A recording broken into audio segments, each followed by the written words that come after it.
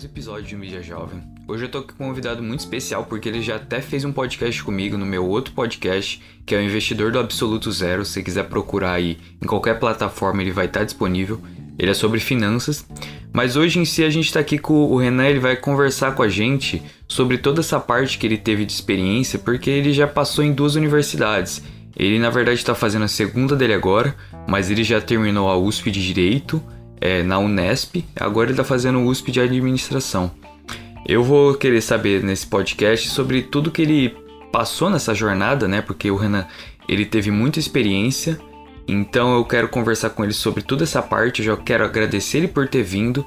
E se vocês quiserem ver mais episódios desse tipo, eu quero que vocês se inscrevam no podcast, tanto no Spotify principalmente, e para quem tá vendo no YouTube. Eu tô postando todo domingo, há cerca de 3 horas no Brasil e 4 horas no Reino Unido. Eu espero que vocês gostem e é isso. Valeu!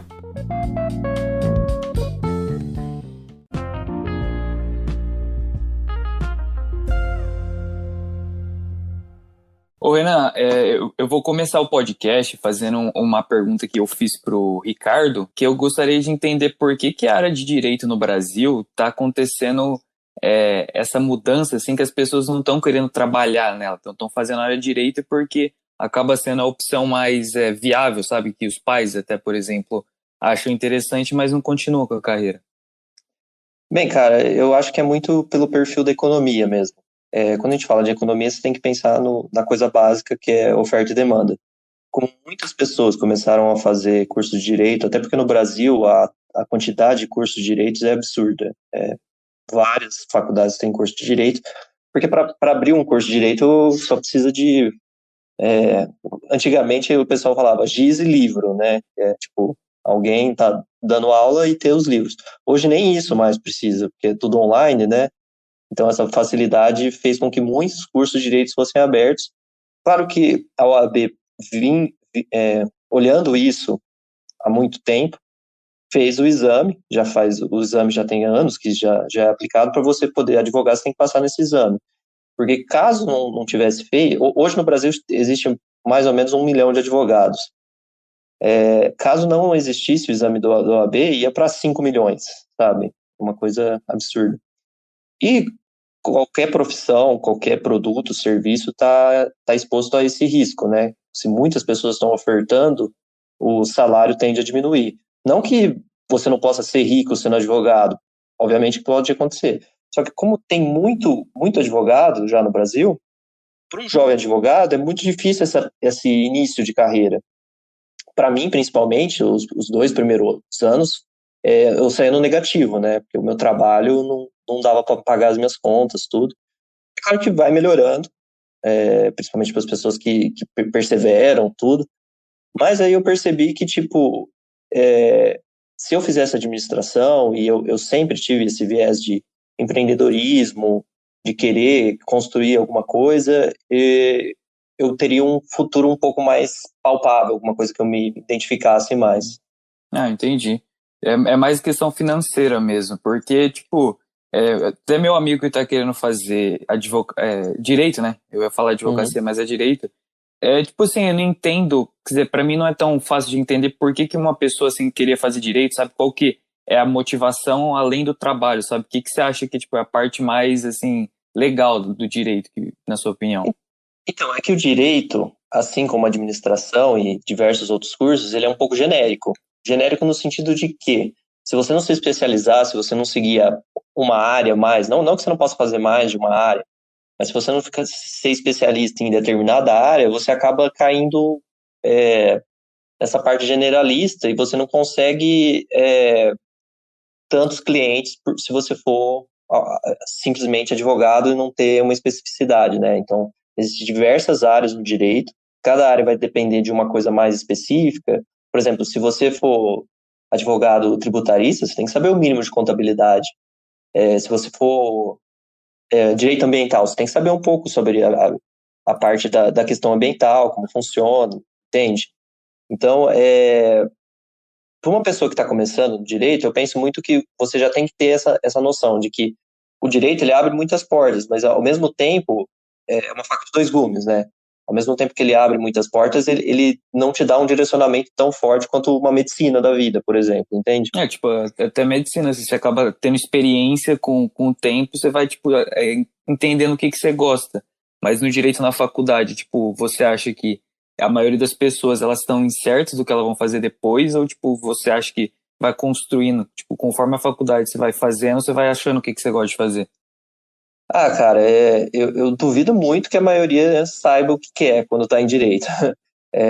Você acaba se identificando mais com algumas áreas, mas não necessariamente as que você vai seguir. Por exemplo, eu me dava muito bem com direito do trabalho durante a faculdade, fiz minha monografia em direito do trabalho, mas acabei que nunca peguei nenhuma causa de direito do trabalho, até porque tipo, não foi surgindo oportunidades nessa área, sabe? Foi aparecendo coisas em outras áreas e eu acabei pegando elas, entendeu? E na sua opinião, qual que você acha que é a parte mais difícil de ser advogado e fazer direito? Você está sempre sujeito a se reciclar. Então você tem que sempre estar aprendendo novas leis, novos códigos, porque não tem como você ser 100% conhecedor de uma lei, porque ela vai mudar, ela acaba se modificando. Apenas, tipo, o meu exemplo, eu formei no final de 2015, começo de 2016, de lá para cá teve um novo Código de Processo Civil, foi de 2015, e uma mudança na lei do trabalho que modificou muitas coisas, né? Então, é, as coisas que eu vi na faculdade não necessariamente são as coisas que se aplicam hoje em dia. Isso não é necessariamente ruim, porque você tem esse fato de você ter que estar sempre estudando, mas é uma coisa que é um pouco cansativa, assim.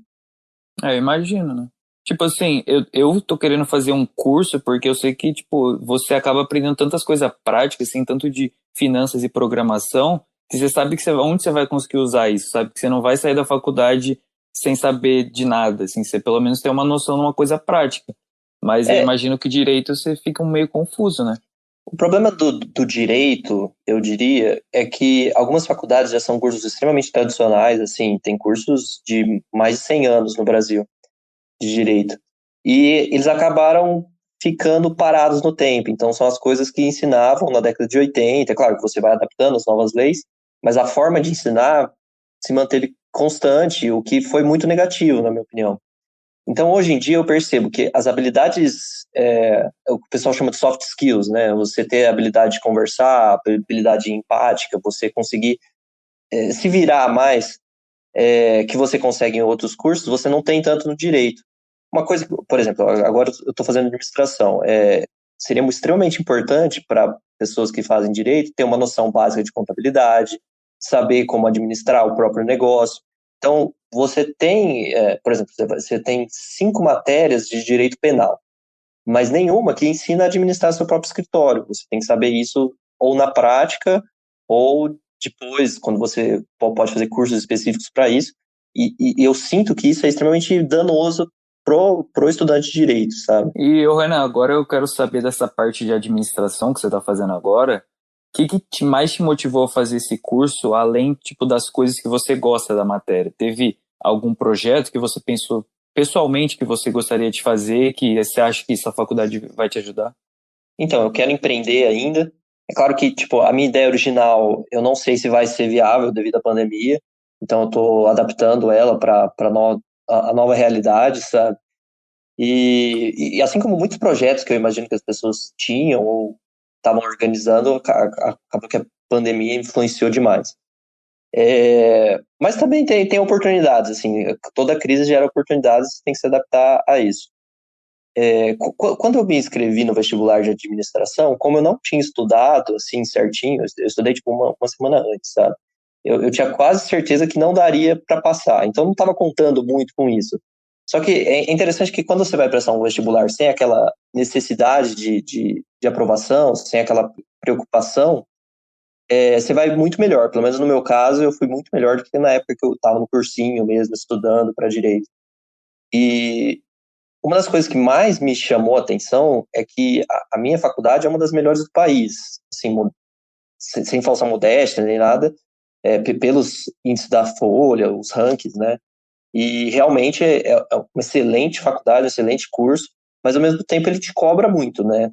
Não tem matéria fácil, né? Toda matéria só para contextualizar, eu administração na Universidade de São Paulo, e é muito pesado algumas matérias, sabe? Em nenhum momento, não estou afirmando que a faculdade é o melhor curso do país, porque tem problemas como todos os outros cursos, mas com certeza é um dos melhores. Mas, tipo assim, se você comparar a universidade da USP de administração, você teria a noção do como que ela se diferencia das outras universidades, que eu fico curioso, assim, por que ela é melhor, o que ela faz diferente? Então, primeiro que você tem bastante verba do governo, né, porque você é uma faculdade pública, e isso acaba resultando em professores muito bons, professores extremamente qualificados. Você tem a parte dos prédios lá, é que hoje em dia não faz tanta diferença por causa da pandemia, né? Mas na época que tinha aula presencial, você tinha bastante fomento, né? A estrutura era muito boa, muito consolidada, e isso te fomentava a estudar. Tinha, se eu não me engano, é uma das maiores bibliotecas da América Latina, tá lá na USP, e isso acaba te ajudando, diversas coisas que na faculdade você consegue ir aprendendo. Uma coisa que é interessante na faculdade é que as aulas em si não são tão importantes quanto as experiências que você tem fora delas. Então, por exemplo, eu tive a oportunidade de visitar a IBM, visitar outras empresas, tipo a 3M, e ver como é que funciona o funcionamento, a parte administrativa e a parte da logística. Isso é extremamente importante, porque você ter essas visitas, essas oportunidades de estar lá na prática, vivenciando aquilo, te fomenta muito, sabe? É claro que eu sinto que por ter entrado um pouco mais velho no curso de administração, isso fez bastante diferença na minha cabeça, porque como eu já tinha formação em direito, eu acabei percebendo que algumas coisas eu não precisaria fazer, até por causa que eu também ainda exerço advocacia, então eu tenho problema de tempo, né, para me manter fazendo todas as coisas possíveis, mas ao mesmo tempo, se eu tivesse feito administração antes de fazer direito, eu não teria toda essa maturidade que eu tive ao fazer o segundo curso, e isso foi crucial para eu me manter como tipo um dos melhores alunos. Novamente, sem falsa modéstia, só falando, porque lá eles soltam a classificação, né, dos alunos, e isso me ajudou bastante a fomentar essa parte de estudar, como eu já tinha passado por isso antes, eu consegui aprender melhor na segunda faculdade, entende? E desde sempre você teve meio que essa habilidade, assim, essa cultura de você sempre estar na frente, assim, de você sempre, tipo, tá bem classificado? Então, na verdade, era um pouco mais na época do fundamental, do colégio, eu tinha amigos que a gente tinha a gente era meio nerdão, sabe? A gente tinha essa necessidade de estudar, mas porque na época, a escola que eu fazia, que hoje nem existe mais, chamava SET, ela já fechou, tinha esse negócio de a sua classificação mudava a sala que você ficava. Então, tinha classe A, tinha classe B, C, etc. E era por nota, né? Então, tipo, eu tinha esse fomento a estudar porque eu queria me manter na classe A, sabe? E isso foi positivo e negativo ao mesmo tempo, porque estudar, uma coisa que eu percebo hoje em dia, já um pouco mais maduro, vai muito, muito além de tirar nota. Tirar nota é uma consequência, na verdade. Então, se você estudar para aprender realmente a matéria, faz muito mais sentido no longo prazo do que você estudar para a prova, sabe? Só que isso é muito fácil falar, só que na prática é difícil se aplicar isso. Depois que você aprende algumas... Por exemplo, faz anos que eu não estudo matemática, assim, a matemática de ensino médio. Mas por aprender como funciona o raciocínio da matemática, eu consegui me virar muito bem fazendo provas. Hoje em dia, eu ainda me viro muito bem, porque, tipo, eu dominei aquele conteúdo, sabe?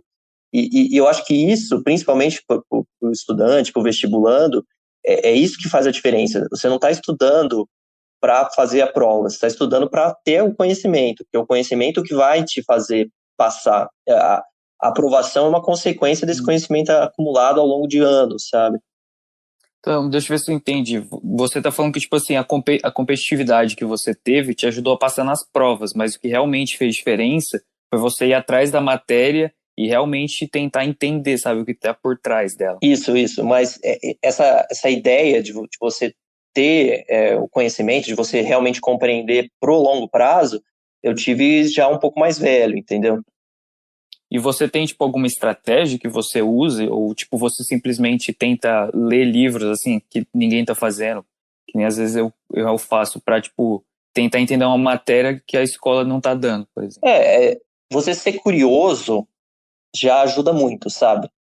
Uma pessoa curiosa de querer aprender novas línguas, novas culturas, matérias que, tipo, não tem nada relacionado especificamente ao curso que você está fazendo, isso pode parecer meio estranho, mas, por exemplo, algumas matérias que você acha que não tem relevância para o seu curso acabam ajudando. Por exemplo, o raciocínio lógico me ajudou bastante no direito, isso eu tive na administração, sabe? Tem algumas matérias que são um pouco mais gerais, um pouco mais não únicas e exclusivas de um único curso, que vão te ajudar no longo prazo. Então, se você tiver um bom raciocínio lógico, se você tiver uma boa capacidade argumentativa, uma oratória boa, isso vai ajudar no longo prazo, independente do curso, sabe? E então você disse que, tipo, as matérias que você estudou a fundo, elas se sobreporam na hora que você foi estudar na universidade, então você já tinha uma base boa, né? Exatamente. E eu, Renan, agora eu gostaria de mudar de tópico, porque eu sei que você teve uma viagem um pouquinho diferente, né, quando você foi fazer intercâmbio para Bulgária. Eu gostaria que você comentasse o que você foi fazer lá e a experiência que você teve. Cara, acho que foi uma das melhores experiências que eu tive na vida, foi viajar para Bulgária, porque lá tipo, é uma cultura muito diferente da nossa, né? Isso, eu tive essa oportunidade através da faculdade, que era um grupo de extensão, chamava ISEC, que eles davam esse suporte para você fazer um intercâmbio. Eles tinham vagas, então foi um intercâmbio voluntário, eu não recebi nenhuma compensação,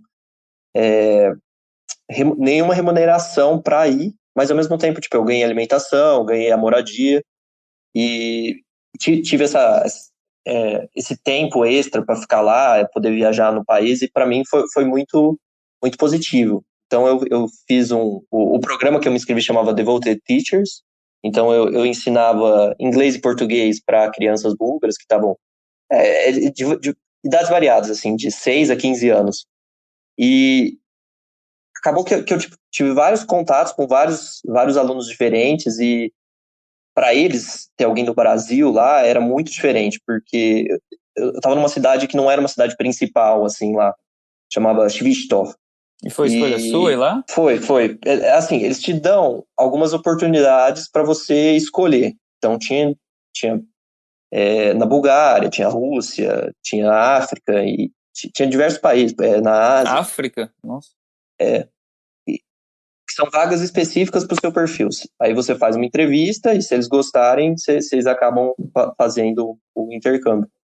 Só que eu queria ir para um país que não era, assim, por exemplo, tinha uma amiga minha que só queria ir para a Itália, mas, assim, a Itália ainda é muito próxima do Brasil, por causa da nossa cultura, nossa colonização, e então essa parte ibérica, Portugal, Espanha, Itália, eu acho que é muito próximo ainda do Brasil. Mas quando você vai para o leste europeu, aí você tem um choque de cultura, diferente as coisas.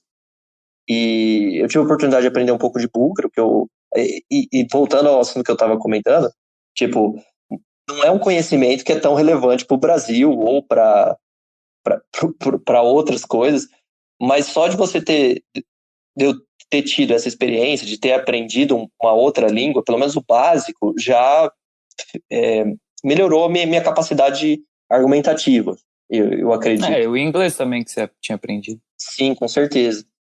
E fora que a experiência é muito importante. Eu diria que para a pessoa que está começando a vida, para o jovem, claro que a questão da pandemia você tem que levar em conta, mas fazer um intercâmbio é muito importante para você ter. Porque na época eu tinha 19 anos e eu ainda era muito molecão, né? Ainda não tinha muito conhecimento eu não tinha morado sozinho, então para mim foi uma experiência bem única de poder me virar. e ainda mais num país que pouquíssima gente falava inglês, então isso foi um dos motivos que me levou a aprender um pouco de búlgaro. E quem falava inglês era mais ou menos os jovens, né, pessoas até 30 anos, a maioria falava inglês, só que o pessoal mais velho falava nada, entendeu? Por isso que eu tive que aprender, pelo menos, tipo, pedir informações, perguntar quanto custava alguma coisa, e isso foi bem, bem interessante. É. Eu imagino, tipo, até essa curiosidade sua de ir num lugar desconhecido mostra que você estava realmente querendo ir atrás de um desafio, né? Alguma coisa nova. E eu acho que, tipo, isso que às vezes alguns jovens não têm essa curiosidade, sabe? Eles não fomentam isso neles e preferem ficar, tipo, na zona de conforto. Acabam não desenvolvendo tanto, né? É exatamente esse o ponto, né? Porque ao viajar para um país que eu não tinha um conhecimento tão grande, a Bulgária você não estuda durante a escola, por exemplo, não é um país tão relevante assim. E pelo menos para o Brasil, né? Lá para o leste europeu ele é mais relevante.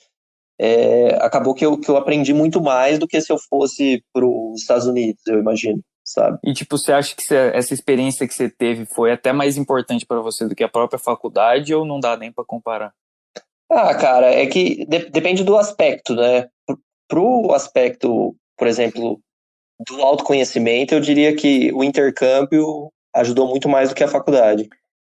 E você teria, tipo, essa oportunidade de fazer alguma coisa parecida de novo? Você já pensou ou você prefere manter o que você está fazendo agora, de estudar aí no Brasil?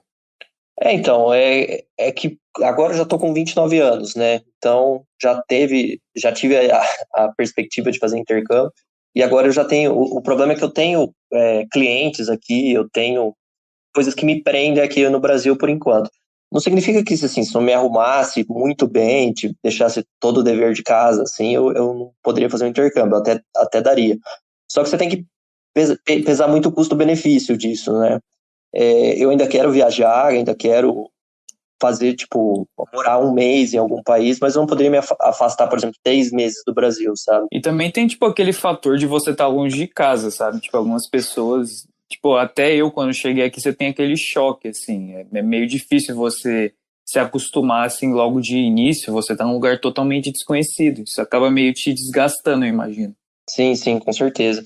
E fora que, por exemplo, a questão do clima lá, eu peguei -27 lá, um frio muito forte para um Nossa. brasileiro que nunca tinha visto nem neve, sabe? Eu não, acho que a menor temperatura antes de eu ir para a Bulgária que eu tinha vivenciado em Rio Preto, que é a cidade que eu moro, era 5 graus, 4, 5 graus.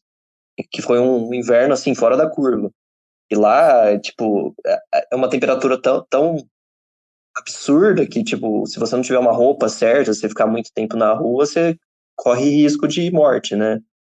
Lá, casos de hipotermia são muito comuns. E você teve outra oportunidade de viajar a lugar lá dentro ou você só ficou na Bulgária mesmo? Eu fui para Turquia também, que é vizinha, né? E também é um país fantástico, mas eu não sei como ele está agora. Teve muitos problemas depois que eu fui, mas na época era muito interessante. Eu imagino que tenha mudado um pouco isso, mas tanto no Brasil, tanto na Bulgária quanto na Turquia, os brasileiros eram muito bem vistos, assim, o pessoal gostava de brasileiro, então, tipo, eu chegava comentando que eu era brasileiro, e o pessoal ficava, tipo, um pouco curioso, e eles me tratavam muito bem, sabe? De Mas pessoas me por que será que convidando. eles. Oi? Mas por que será que eles eram assim com brasileiros? Tipo, tem lugar que as pessoas já estão acostumadas, né? Deve ser por causa disso. Mas era interessante, porque, tipo, eu tive pessoas me pagando cerveja porque eu era brasileiro, sabe? Para poder sentar na Nossa. mesa deles e conversar. Então, esse tipo de experiência são coisas que são muito fora da curva, sabe? E é muito interessante você ter, pelo menos uma vez na vida, viajar para um país totalmente diferente. E, ô, Renan, agora eu quero saber mais dos seus projetos que você tem, que você está fazendo administração agora. Qual que são as suas projeções para o futuro? O que que você está pensando em fazer? Você tem alguma coisa em mente? Alguma coisa que já está planejando? Bem, uma coisa que a administração me trouxe foi esse conhecimento maior de contabilidade, de matemática financeira, e isso me ajudou a investir melhor. Então, eu comecei a investir na bolsa desde o ano passado, em ações, e isso é uma coisa que me traz uma certa... eu me sinto bem fazendo isso porque, tipo, eu vejo que tem um retorno, sabe? No longo prazo tá me dando um retorno muito bom. E é uma coisa que você tem que estar sempre constantemente se renovando, constantemente estudando. Então, tipo, é uma das coisas que eu tenho mais me focado é estudar mais sobre a bolsa, sobre investimentos, fazendo a minha estratégia de investimentos, porque cada pessoa investe de uma forma, investe em ativos diferentes, né? E teve venciado, por exemplo, o Circuit Break que teve aqui no Brasil. Foram seis Circuit Breaks que teve no Brasil, que, tipo, se eu tinha 10 mil investido, foi para, sei lá, 3 mil, 4 mil num dia. Foi um aprendizado muito forte, assim, de saber como eu iria investir. E essa possibilidade de eu ter segurado as pontas, assim, me ensinou bastante também. Empreender, então eu ainda vou abrir uma marca minha. Que eu tenho um hobby, né, que é uma das coisas que me ajuda bastante, que eu gosto muito, que é a escalada. Eu faço escalada em montanha e é uma paixão minha, é um negócio que me deixa muito feliz, é um negócio que eu gosto muito. E eu percebo que, por exemplo, no Brasil só tem uma marca que trabalha com isso. Então, uma das coisas que eu pretendo ainda fazer é abrir a minha marca de produtos para escalada, que é um esporte que eu vejo que no Brasil está crescendo muito e não tem nenhum incentivo, assim, as pessoas que querem comprar produtos relacionados a isso, ou eles compram de outros países, somente da Itália, ou eles compram dessa única marca nacional que tipo, não tem produtos tão bons, assim, são produtos regulares, e tem um monopólio, né, só eles que vendem. Então, uma das coisas que eu ainda quero fazer, só que, tipo, eu ainda estou estudando, ainda é uma coisa para Longo prazo. 5 anos, mais ou menos. Mas você pensou nisso por causa que você gosta disso ou porque você viu uma oportunidade? É um pouco dos dois, na verdade. Quando eu quis comprar alguns produtos ano passado, eu percebi que tipo, não tinha nem opção de eu comprar o produto porque não tinha do meu tamanho, ou o produto que tinha não era aquele que eu estava procurando, ou se eu quisesse comprar do exterior eu ia pagar muito, muito mais caro por causa da questão do imposto, e eu vi que tinha um nicho de mercado aí. E na academia que eu pratico a escalada, eu percebo que tipo, cada vez mais gente está interessada. Então, toda semana está indo mais gente nova. Teve um boom muito grande de uns 2, 3 anos para cá. Eu acho que principalmente devido a ter se tornado um esporte olímpico, né? E as pessoas ficaram interessadas e é um esporte que visualmente é muito fácil de você entender o que está acontecendo. A pessoa está literalmente escalando uma parede, quem escalar primeiro, tem as diferentes modalidades, né? No speed, por exemplo, quem escala mais rápido ganha. Então, tipo, não tem a pessoa não precisa ter um conhecimento prévio, por exemplo, uma analogia besta, por exemplo, futebol americano, não é todo mundo que entende o que está acontecendo no jogo. Na escalada, não. A escalada, automaticamente a pessoa olha, vê o que está acontecendo e já sabe do que se trata, entendeu? Quanto tempo faz que você está praticando? Fez 2 anos e meio. E você começou por conta própria ou foi alguém que te mostrou? Foi meu irmão. Meu irmão, ele começou 1 ano antes que eu. E o começo da escalada, assim como diversos esportes, eu imagino, é muito difícil, porque o começo é muito complicado porque você não tem a técnica, você não tem a força física para fazer determinados movimentos. Então, as primeiras vezes que eu fui foi horrível, assim. Se eu tivesse tido como base só a primeira vez que eu fui, eu não teria voltado, sabe? Mas aí, a partir do momento que eu comecei a treinar mais, porque primeiro, quando você começa na escalada, geralmente você vai escalar numa parede artificial, né? Numa parede indoor, que a gente chama. E você não tem essa perspectiva da montanha. Então, depois que eu treinei por uns 6, 7 meses, meu irmão falou, vamos na montanha, que eu acho que você vai gostar muito mais. Aí, beleza, eu já tinha pelo menos o conhecimento básico das técnicas, tudo. E a partir do momento que eu fui pra montanha, eu vi, nossa, essa atividade, assim, é uma coisa apaixonante, sabe? Tipo, você olha você tá, tipo, 300 metros do chão, dá uma sensação muito diferenciada, sabe? Eu imagino. E quando você começou, você, tipo, tinha algum objetivo ou você fez mais por diversão? Eu sempre... Eu vi as pessoas que faziam academia ou faziam algum esporte há muitos anos, o pessoal que corre maratona, por exemplo. Eu não entendia muito bem como que a pessoa tinha aquela disposição para acordar às 5 horas da manhã para ir malhar ou ir correr na rua, porque não era uma coisa que tipo, eu me enxergava fazendo, porque tipo, não fazia muito sentido para mim. Não era uma coisa que eu era apaixonado por aquilo. E a partir do momento que uma das coisas que você precisa, e isso eu posso falar que é uma verdade muito forte, é que você precisa fazer alguma atividade física, porque a melhoria de saúde é absurda. Só de você fazer uma atividade física, você dorme melhor, você vive melhor de uma forma geral. Então, alguma atividade. E não precisa necessariamente ser escalada, corrida ou academia, mas precisa ser alguma coisa.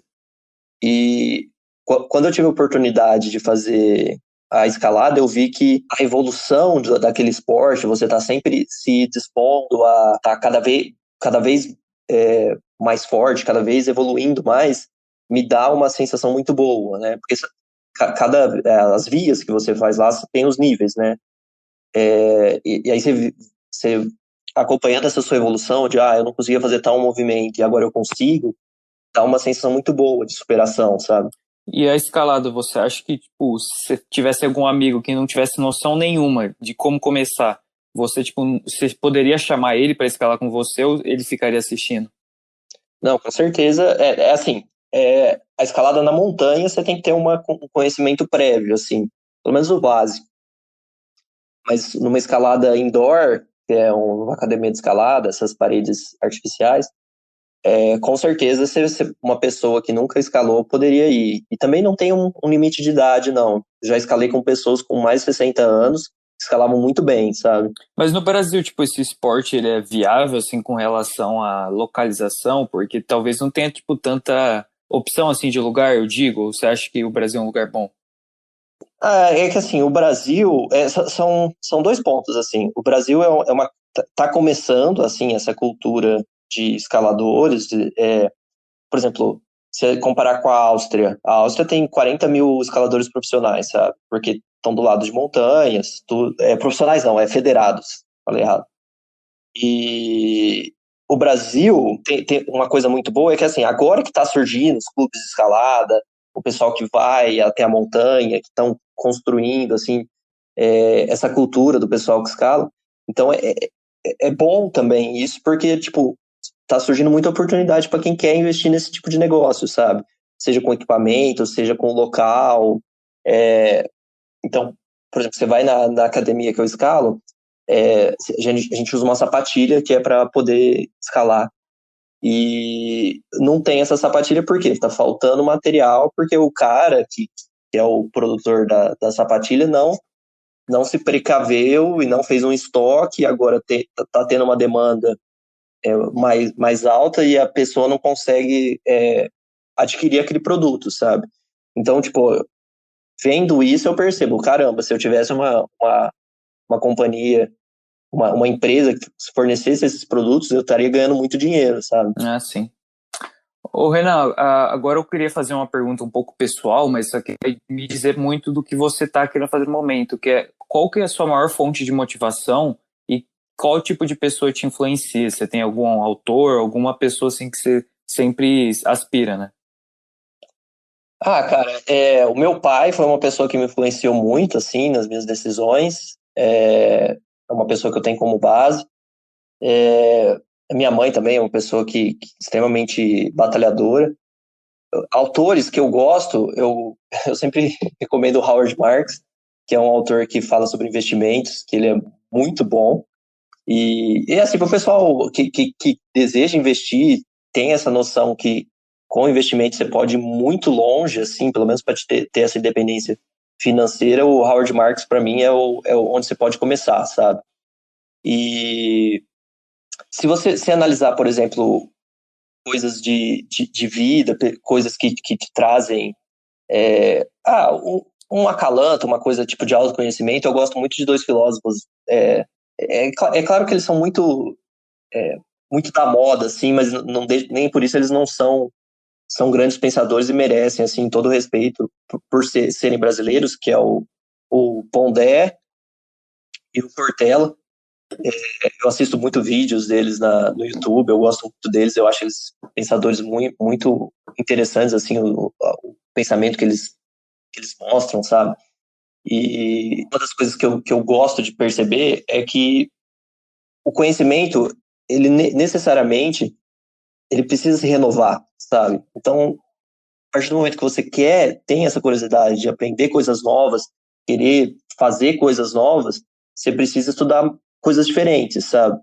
E é uma das coisas que eu gosto muito, é ter essa curiosidade para ir lá e pesquisar. Por exemplo, eu já vi vídeos sobre cálculo avançado, sabe? Obviamente que eu tive cálculo na faculdade, mas era uma coisa um pouco mais básica, sabe? Só que eu queria falar, para que eu vou aplicar isso? Então eu tive que fazer essa pesquisa sobre cálculo avançado e me trouxe assim, eu não sei se eu vou aplicar isso na prática, mas me trouxe um conhecimento que eu entendi. Caramba, faz muito mais sentido do que simplesmente aquilo que eu vi na escola, sabe? No colégio. Então, se você tiver essa curiosidade de ir lá e pesquisar coisas que vão além do currículo escolar, você vai ser recompensado com coisas diferenciadas, sabe? E ser recompensado também com essa oportunidade que você tem de conhecer grandes pensadores que, por exemplo, quem trabalhou a vida, né? Só para fazer uma equação. É uma Sim. coisa interessante de saber. É que algumas... que é interessante que, por exemplo, na administração eu tive alguns conceitos que são assim extremamente básicos, mas como eu nunca tinha visto em outro lugar, nem no direito, nem durante a vida, e são coisas que assim acho que todo mundo deveria aprender na escola, assim, no fundamental mesmo, fez muita diferença na minha vida, sabe? Conceitos como, por exemplo, custo-oportunidade, que é você fazer um investimento, se você não ponderar esse custo-oportunidade de tipo, se eu fizesse esse investimento aqui ou em outro lugar, qual que seria o custo? O custo do seu tempo, ou seja, eu vou lá naquele evento, naquela viagem, não sei o quê, e vai custar, sei lá, R$ 1.000 aquela viagem. Só que não é esse o cálculo, porque você está perdendo o seu tempo, você está perdendo diversas outras oportunidades que devem ser consideradas também. E conceitos bem básicos assim, de estatística que ajudam muito a entender melhor as coisas que os estudos, as coisas que você percebe em todas as outras áreas do conhecimento, sabe? Então, por exemplo, o conceito de regressão à média é um conceito que é um pouco difícil para as pessoas entenderem, mas depois que eu aprendi, eu vi que diversas coisas que você tende a acreditar que podem acontecer, geralmente com a regressão à média não vão acontecer, sabe? Então, esses conhecimentos estatísticos, de contabilidade, de matemática financeira, são muito bons para coisas práticas, assim. Se você vencer o currículo escolar e for para uma coisa um pouco mais prática, te ajudam muito, sabe? Isso aí que você comentou é uma coisa que eu acabo, pensando bastante, porque tem alguns conceitos que você aprende na escola que eles não dão tanta importância e profundidade, só que se você pensar bem, que nem o custo de oportunidade que você falou, tem um real valor, sabe? Que você pode aplicar no seu dia a dia na hora de você tomar a decisão. Você pode ser mais, sabe, mais sábio, né? Mais prudente. Por exemplo, uma coisa extremamente super básica para mim, mas que para o brasileiro médio muitos ainda têm confusão, é a confusão de receita e lucro, sabe? Então a pessoa, eu tive, sei lá, R$ 1.000 de lucro. Não, você teve R$ 1.000 de receita, porque você tem que tirar todos os custos, sabe?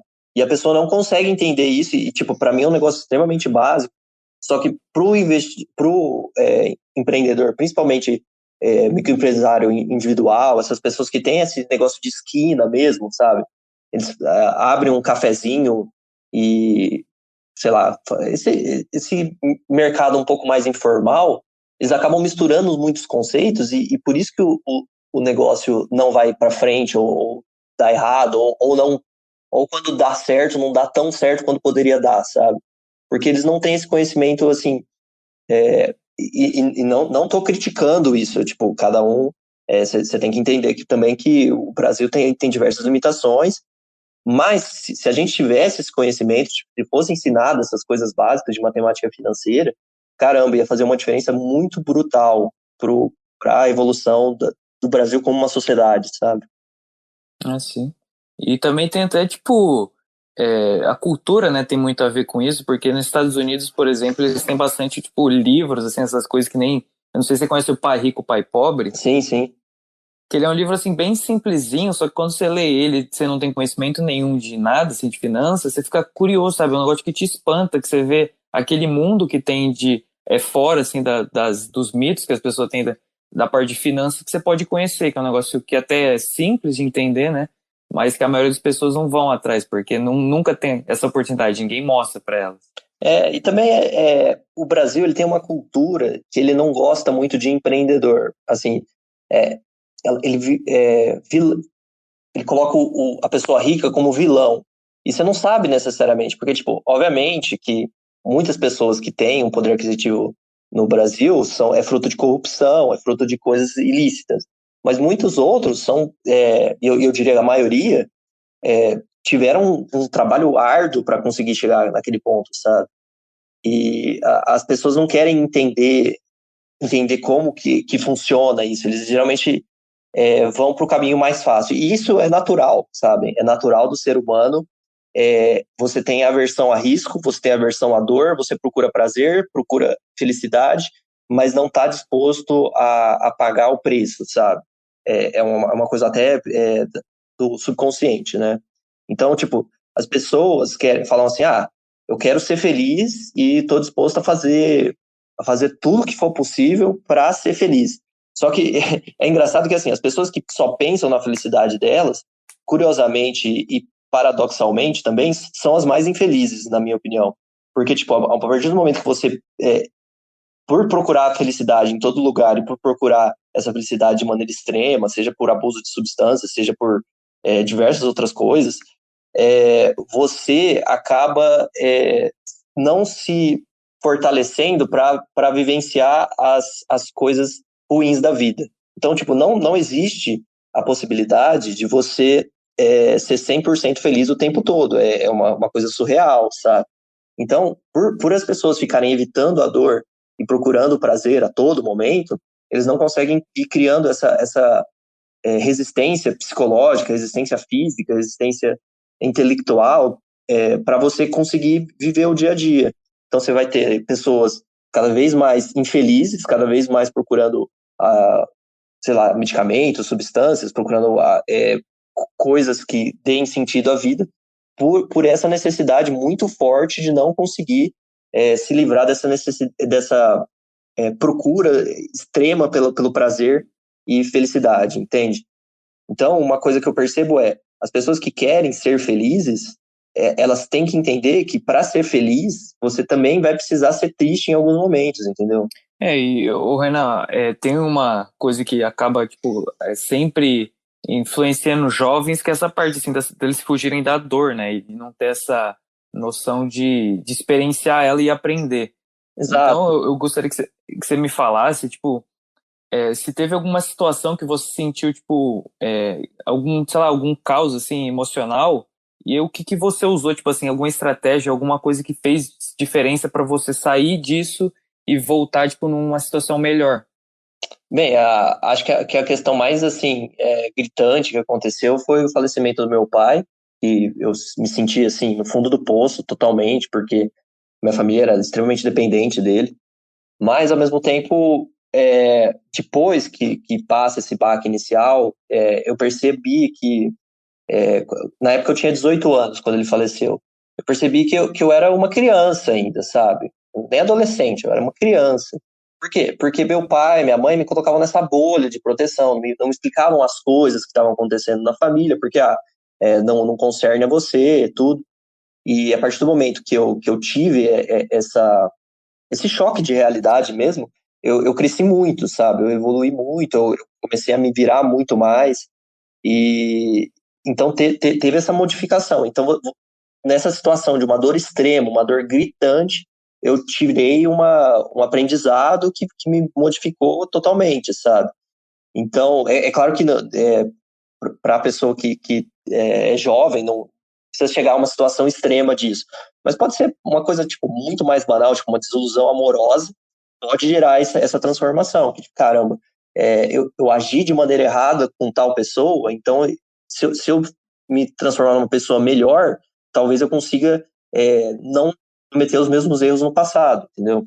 E é bastante relevante essa parte, né? Que você falou, principalmente de você amadurecer conforme você é protegido nessa bolha, assim, quando você é jovem, principalmente na nossa situação, que a gente está vivendo de ficar em casa, e você precisa ter esse momento, sabe? Tipo, eu ainda não me considero, assim, hábil para falar, porque eu não tive uma experiência, assim, tão extraordinária que eu tive que ir atrás, assim, de amadurecer, ou sei lá, me cuidar independente. Não sei, Mas eu Lucas, vejo porque, que, tipo, por exemplo, você teve a modificação do seu ambiente de vida, por exemplo, você foi para um outro sim, país. tem razão.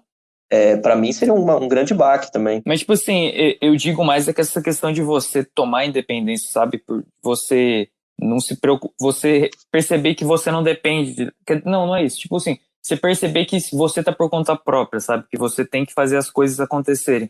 Eu acho que isso que falta, sabe? Assim, até você ter essa experiência, não dá pra você considerar que você realmente sabe homem, sei lá, que você cresceu, eu imagino. Só que uma coisa que eu percebo também é que as pessoas acham que é tipo Pokémon, sabe? Evoluiu pro próximo Pokémon. Não é assim, sabe? É muito mais um ciclo, é muito mais um processo do que uma chave que você vira, entendeu? Então, tipo, cada uma das coisas que acontecem vão ajudando a sua modificação, sabe? Tanto pro bem quanto pro mal. Então, por isso que é interessante você se cercar de pessoas boas, pessoas que querem evoluir também, pessoas que percebem que a vida não é só felicidade, pessoas que querem transformar o meio que elas vivem, sabe? E pessoas que pensam diferente de você também. É uma coisa muito importante você ter amigos que não tenham as mesmas opiniões que você. Mas, assim, eu tenho amigos que têm uma visão completamente diferente de mundo, e nem por isso, e isso eu vejo que na sociedade está muito difícil entender, eles são meus inimigos, nem por isso eu quero o mal deles, sabe? Eu quero me cercar de pessoas diferentes para ter esse embate saudável de ideias, assim, e não eu sempre atacando as ideias deles, não a pessoa. É isso que eu tenho uma dificuldade muito grande, de, por exemplo, na internet, né, em rede social, quando você discorda de uma pessoa, a pessoa acha que ela está atacando você. Não, eu estou atacando a ideia. Tipo, eu estou discordando daquilo que você tá argumentando apenas, não estou atacando você diretamente. E eu percebo que as pessoas estão cada vez mais confundindo as coisas, sabe? Então, você ter essa capacidade de se cercar de pessoas que pensam diferente de você é muito positivo também.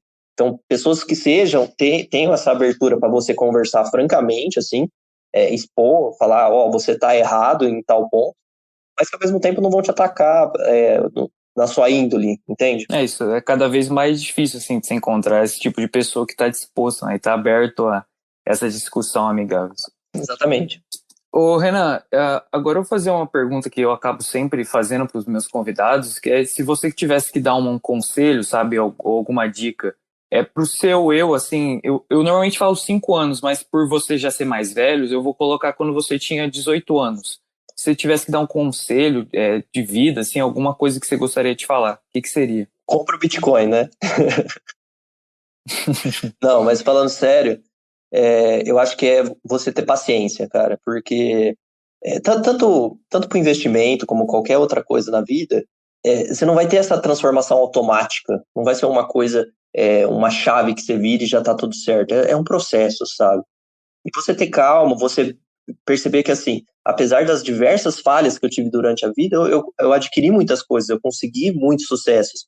Então, se você tiver essa consciência de que é um processo, que as coisas acontecem aos poucos, mas elas continuam acontecendo, eu quero ser 1% melhor para no final do ano ser 360% melhor, sabe? Então é isso que eu penso muito, sabe? Mas é muito bom, né? Você ter esse mindset. E é isso que eu queria falar, porque é normal muito pro jovem, o meu eu de 18 anos, de querer as coisas para ontem, sabe? De pular etapas. E tipo, você falou de pular etapas, mas teve essa parte também de você se amadurecer na faculdade. Teve algum momento assim especial que você mudou assim alguma coisa que fez você ter um choque ou você foi uma coisa gradual? Assim, teve alguns momentos, assim, de morar com outras pessoas, que eu morei em república, né? Isso também te ajuda bastante a entender um pouco as coisas, sabe? Porque são pessoas que têm uma criação diferente, elas têm uma visão de mundo muito diferente, então, tipo, tanto é que se você for morar numa outra cidade, quando você for prestar um vestibular, eu sempre recomendo morar, não precisa ser necessariamente numa república, mas morar com mais gente, sabe? Que é muito importante essa convivência. Além de ser muito mais econômico, sabe? Você consegue fazer uma reserva muito melhor de dinheiro. Você ter essa experiência de viver com outras pessoas. E ter essa convivência com pessoas de outras nacionalidades até, porque eu cheguei a morar com um peruano, é muito importante, sabe? Mas, tipo, você nunca tinha tido essa experiência antes da faculdade, Não, de morar com outras pessoas? não, assim, tinha só morado com minha família, né? Então, pô, Sim, eu digo. Mas porque, tipo assim, isso é uma coisa que você acaba sentindo, por exemplo, quando eu moro aqui com meu pai e meu irmão, quer dizer, meu pai e meu irmão. Só que aí quando chega, tipo, a minha mãe aqui, acaba mudando tudo, sabe? Tipo, o que acontece em casa, sabe? Como é que fala? Tipo, como que tá estabelecido a hierarquia. Então você tem esse choque porque você acaba saindo do padrão que você tava. Então eu imagino que deve ser um negócio que muda totalmente sua vida. Quando você está morando com outra pessoa, você vai ter que conviver com as manias dela, o jeito, né? é, e, Então isso deve te amadurecer e também bastante. uma coisa que é interessante é que, por exemplo, tinha um cara que eu detestava, que morava comigo, que ele... A gente começava a aula à noite, né? Eu morava com o pessoal que fazia aula noturna. Então, umas 7 horas da noite começava a aula, 6h30, 7 horas, e acabava umas 11, acabava tarde. E, tipo, a gente jantava umas 6 horas, normal. Só que o que acontece? Esse cara, ele não jantava às 6. Só que aí ele ia ter fome umas 3 horas da manhã, que ele não dormia antes das 4, sabe? Então, 3 horas da manhã, ele começava a fritar peixe. Aí começava a feder a Nossa. casa inteira, sabe? Aí eu quase dei um soco nele, porque eu falava, mano, vai cozinhar esse negócio lá na sua casa, porque não dá, a gente não consegue dormir porque você quer fritar peixe às 3 horas da manhã, sabe? Então, tipo, obviamente que eu não recomendo nenhuma violência física, mas em alguns momentos você vai ter que mandar a real pro cara, ó, você tá vivendo em sociedade, não é pra você fazer isso, tipo, o que você tá fazendo afeta outras pessoas que estão tentando dormir, sabe? Essa convivência, né? Você aprende bastante com a experiência de outras É, pessoas. Então, e principalmente por essa convivência com pessoas de outras formações, sabe? De outros cursos, outros países, outras ideias. culturas, É. né? Assim. Ô, Renan, agora que a gente já está chegando na parte final do podcast, eu gostaria que você falasse como é que as pessoas que estão escutando podem se conectar. Então, tipo, fala seu Instagram, alguma coisa que você tem que você pode mandar mensagem para você. Claro, ó, se vocês quiserem me seguir lá no Instagram, quiser trocar uma ideia, eu estou sempre disponível. Renan SS Melo, então é RENAN SSMELLO. E eu imagino que você vai deixar aí na bio do podcast. Sim. Mas o ponto eu gosto de conversar com as pessoas, eu acho que é muito importante. Se eu puder tirar alguma dúvida em relação ao curso de Direito ou em relação ao curso de Administração da USP, eu estou sempre disposto, eu falo numa boa. Ou só conversar mesmo, trocar uma ideia, eu tô disponível. Assim. E agora, para a gente finalizar, eu quero que você fale, tipo, qualquer coisa que você te ajudou ao longo do caminho, questão, assim, de livro, se teve algum filme até que você gostaria de recomendar. Cara, tem um filme que eu gosto muito, é, que ele é sobre superação. Chama Gladiador. Era o filme favorito do meu pai. Ele gostava de assistir, assim, ele comprou o DVD, ele assistia, sei lá, uma vez por semana, que era o filme que ele curtia pra caramba. E é um filme, obviamente, que é um romance de, tipo, não é baseado em fatos reais, é uma fantasia, mas é um filme muito interessante de você ter uma pessoa que, tipo, tinha tudo, aí ele virou escravo para voltar a ser um gladiador. Então é interessante, para você, qual que é a parte prática desse filme? Porque você não tem seguranças na vida. Quem acredita que realmente que nunca vai passar por nenhuma necessidade está completamente enganado, sabe? Então, em alguma medida, você tem que correr riscos, entendeu?